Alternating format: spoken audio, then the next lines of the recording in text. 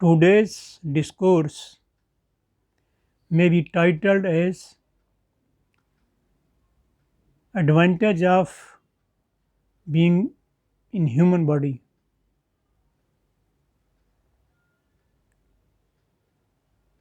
Our scriptures, rishis, seers, saints all have emphasized that human garb is the best of all.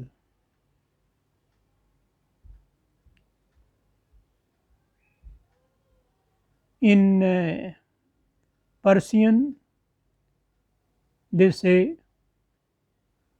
this garb is Ashraful Makhlukat, means best of all the creations made by God.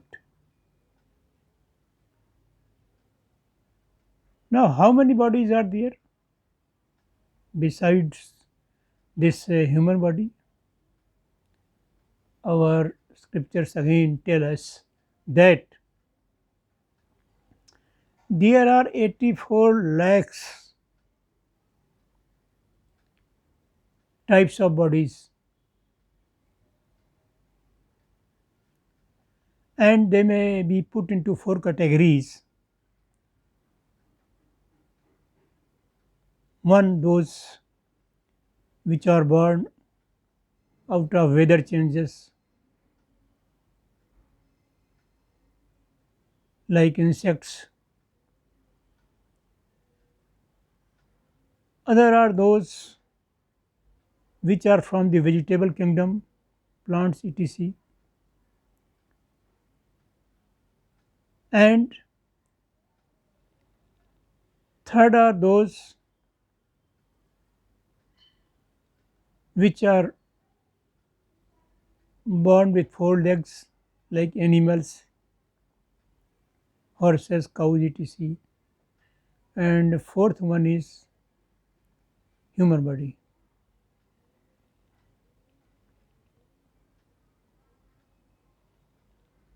Those which are born out of weather changes, and those which are born out of eggs are put in one category, known as andaj, born out of eggs. So why this human garb is said to be the best one? Because in all other bodies we have just to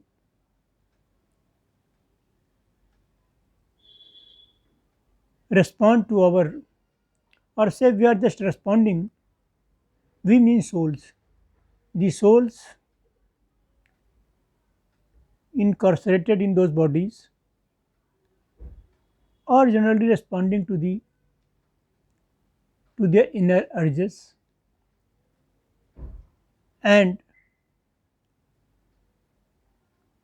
outer actions to which they react. They do not plan. Vegetable kingdom, plants, etc. cannot plan for future. Even the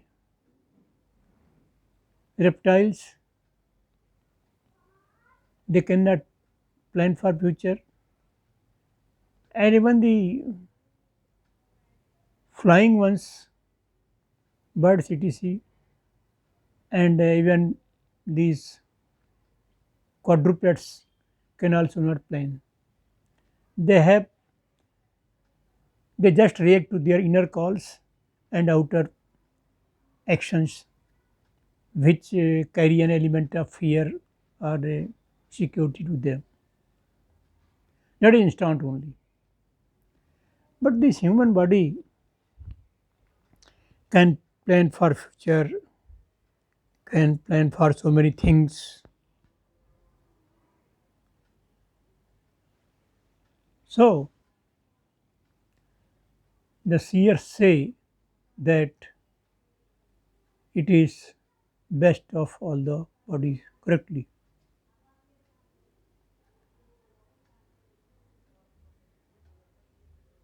The seers also go to the extent telling that this is the only garb, this is the only form, this is the only body in which we can reach to God, we can connect to God, we can realize God, we can merge our identity with the identity of God, we can merge our beings with the super beings, we can merge our soul with the super soul. The great Saint Tulsidas ji in his Ramayana says that fortunate are those souls which have got human garb because they can only they only have the privilege to connect to the God. He further says when God is extremely graceful to some soul or souls, He gives them human God. Then He takes them to the saints, masters, or seers who are realized. Realized means who have realized God, who have realized themselves before realizing God. And then those seers, those saints, those masters tell us the technique, tell us the method adhering which we can also realize God. Now, a question comes, why can't we realize God directly at our own? Why this medium of a person called saint or guru? So, here they say, Guru Nanak ji says, this is a system put in place by God Himself. In Gurbani, He has clearly outlined, let me quote in original, साचे सबद सची पत होई बिन नामे मुक्ति न पावे कोई बिन सतगुर कोई नाव न पाई प्रभ ऐसी बढ़त बनाई. Means without connecting to the word no one can reach the state of truthfulness, and that word or naam cannot be achieved without the medium of a guru, because this is the law made by God Himself.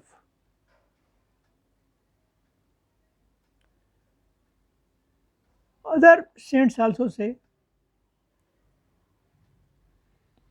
Tulsidas has said in his magnum opus creation, Sri Ramcharit Manas, that बिन गुरु भवनिधि तरई न कोई जो बिरंच शंकर सम होई. Means that even if you are as resourceful as Brahma and Shankar, you cannot realize God without the intervention of, without the medium of, without the grace of Guru. Why? He further has said in the beginning of his epic that Guru or the saint or Satguru or the master, he is God in form of a man, and he has taken this garb just to teach us as to how to conduct ourselves to attain this goal of God realization. Kabir Das also says like that, without Guru, no one can realize God, no one can connect to God, no one can reach God. So now the question is, who is God and why is He doing all this? Why all these hassles have been created? Why all this cobweb has been put around? So let us see what is God first. First, let us see what is God. God is Word.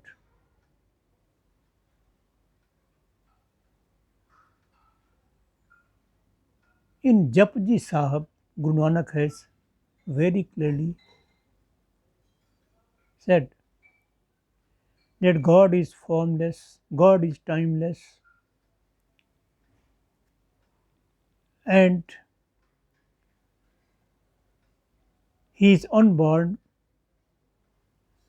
He does not need anyone's help. He came into being Himself. No one created Him. He cannot be established, He cannot be installed, because that is an admiration of infinite or unlimited energy. That energy which is creating all the things on this earth, beyond this earth, in the universe, through the galaxies we see and we cannot see. So, God is an energy and it has laid down some rules for those who want to realize Him. Even Bible has also told like this. It is said there, in the beginning was Word. In the beginning was Word. Word made the world. Second world, dunya, this creation.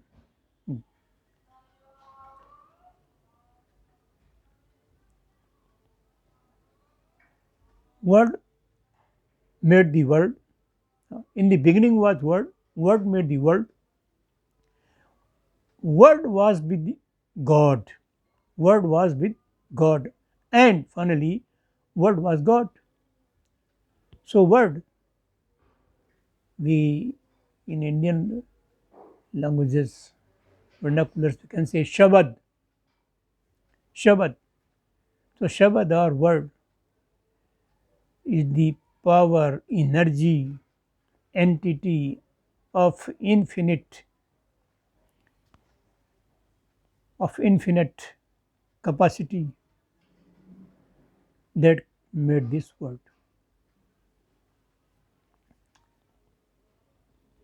And in our Sanskrit, one of the Upanishads had been claimed that Nadadhinam Jagat Sarvam means all the entire world is subject to the control of Nad or sound or the word. So basically, all have maintained that it is Shabad or word which made this world, which created the verse without assistance of anyone, and he is maintaining that or destroying it through decay without assistance of anyone. So that's 30.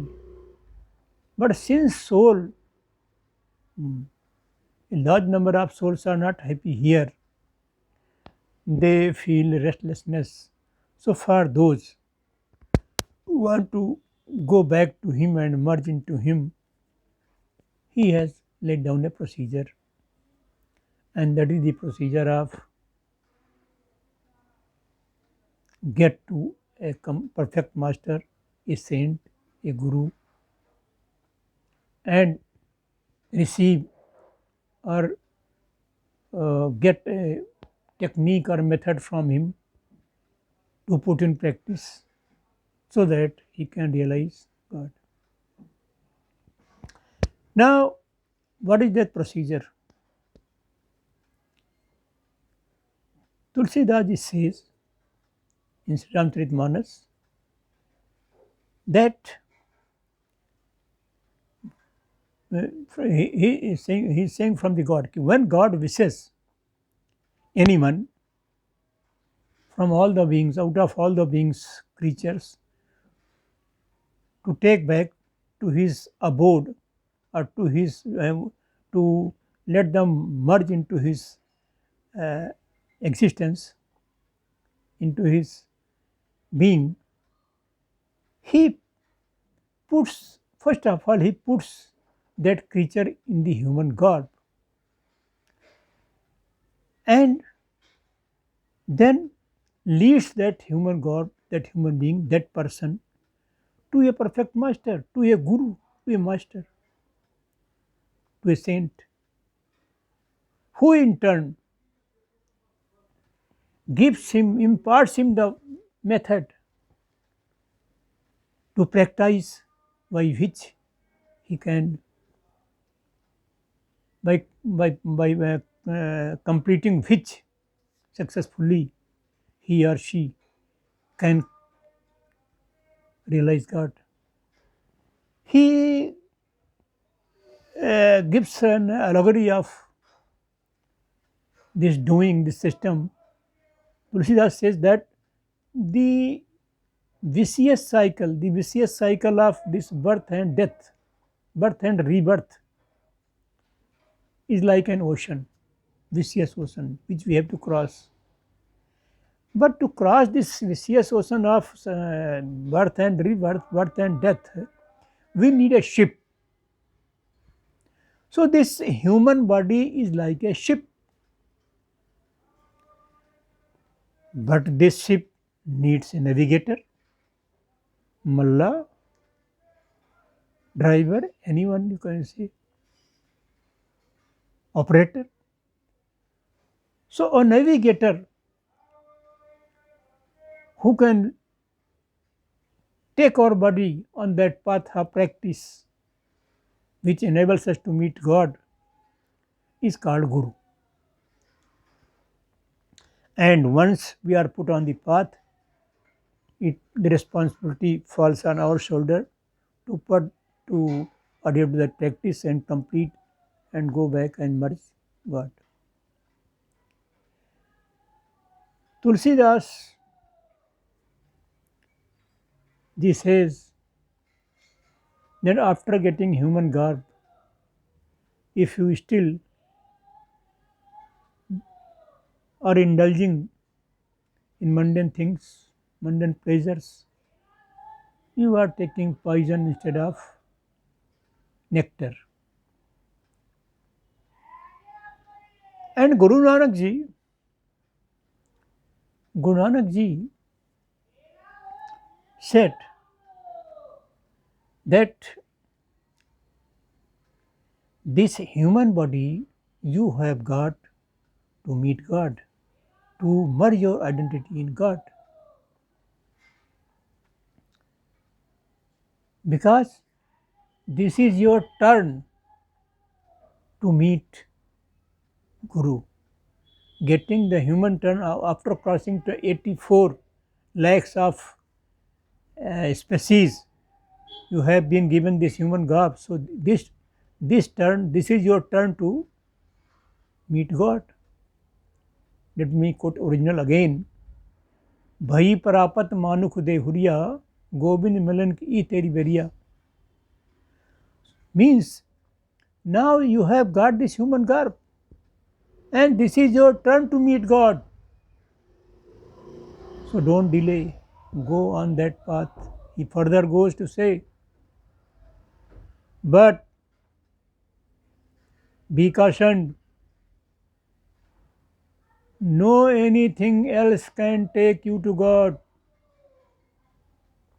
No anything else can take you to God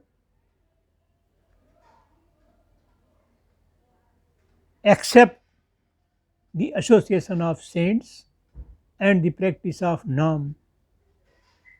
Practice of Nam means repetition of Nam, repetition of the hymn that perfect master or Sadguru has imparted during the course of initiation, that Nam. So, except that, nothing is going to take you to God. He says, और काज तेरे किते न काम मिल साथ संगत भज केवल नाम.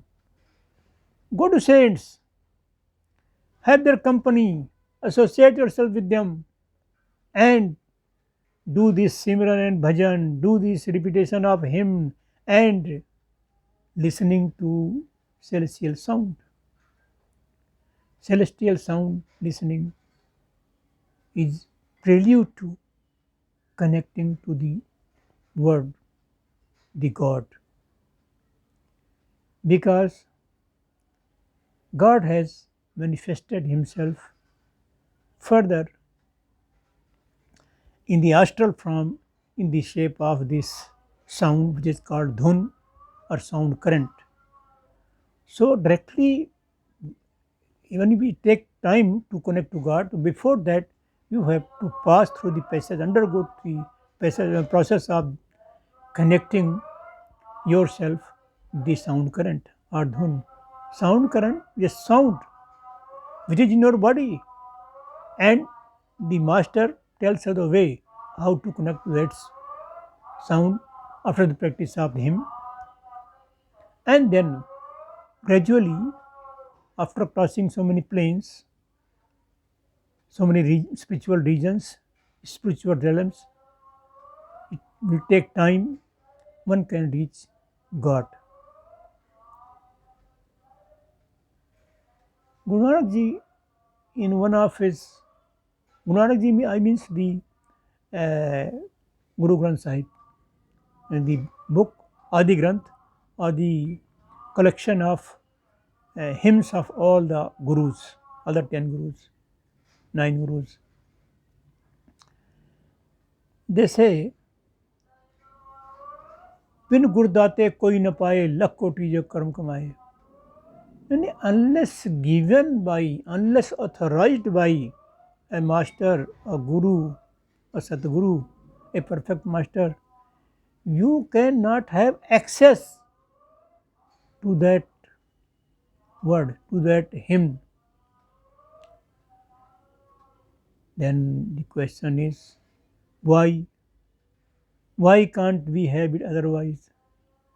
Here again, the problem is same. The God has made this rule again.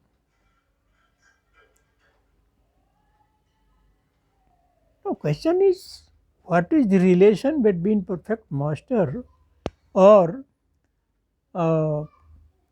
Guru and God? Why Guru is authorized in such a way? And it can be said, why this monopoly with Guru? Why this monopoly has been given to Guru? Well, this is because the saints, a perfect master or Guru, is part and parcel of that word, that supreme being. Here saints give me some example. Let us take first example from Tulsidas Ji in Sri Ramcharitmanas Uttarkand. He says, saints, God is like ocean. God is like ocean, and saints are like clouds emanating from the surface of ocean. But when they rain, they go back to the ocean. So they came from the ocean and went to the ocean. Another example he gives, that saints are a perfect master. They are like a breeze, a cool air coming from the forest of sandals, sandalwood. So here the sandalwood or the forest of sandals is like God, and the air emanating from, coming from, flowing from that forest, that wood, is like saints. So they are coming with the all the scent which the sandalwood has. So this is a relation. Guru Nanak ji goes further. He says, we see many waves, many tide waves rising from the ocean. The tides, the waves go very high, and they, after rising very high, they go back to the ocean and merge in between.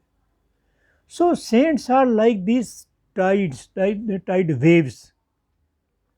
These waves emanate from the ocean and go back to the ocean. So, in this sense, virtually you can say God, God is placed or manifesting Himself in these saints like this. Another, in the Bible, the Christ is said to have told His followers, His disciples, that if you want to see Father, if you want to meet Father, you will have to believe me, because He said, I and my Father are one.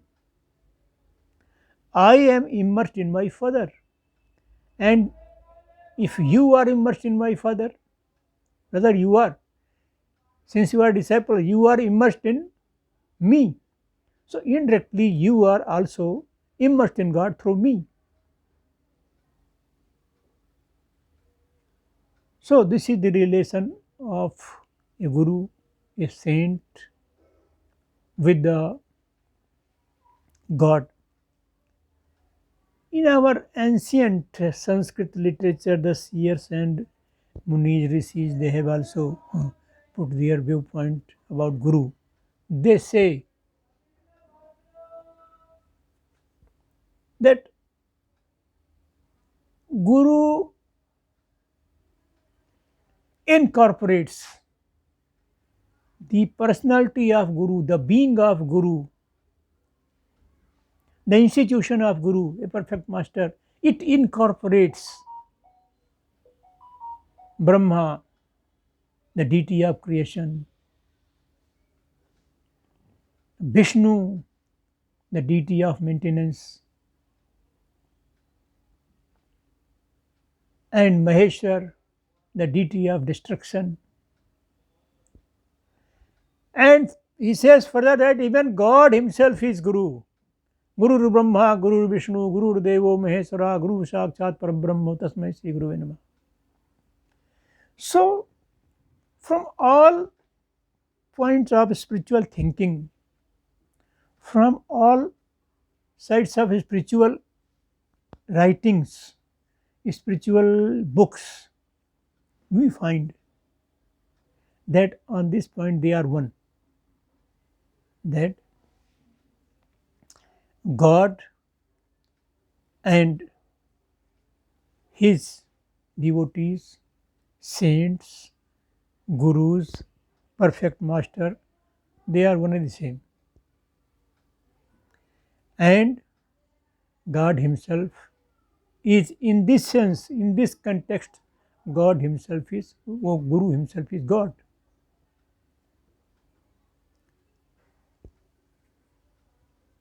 So, Kabir Sahib, Swami Ji Maharaj also has said that the Father, the God, the Lord has come in the shape of human being, and He is advising, He is guiding His disciples to go back to him. Bulle Shah said, "The Lord has come. The Lord has come in the garb of man." Kabir Das says,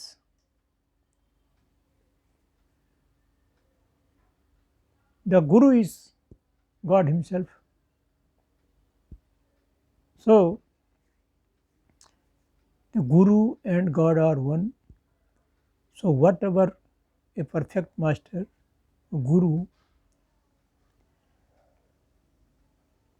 gives his followers, his disciples, the technique, by adhering to that technique, his disciples can succeed in going back to God.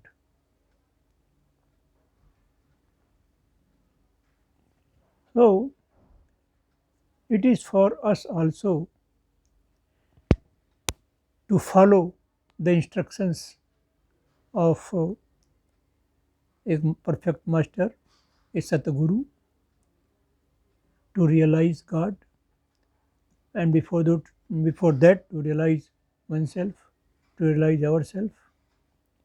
If we want to get rid of this vicious circle of life and death, birth and rebirth. Thanks.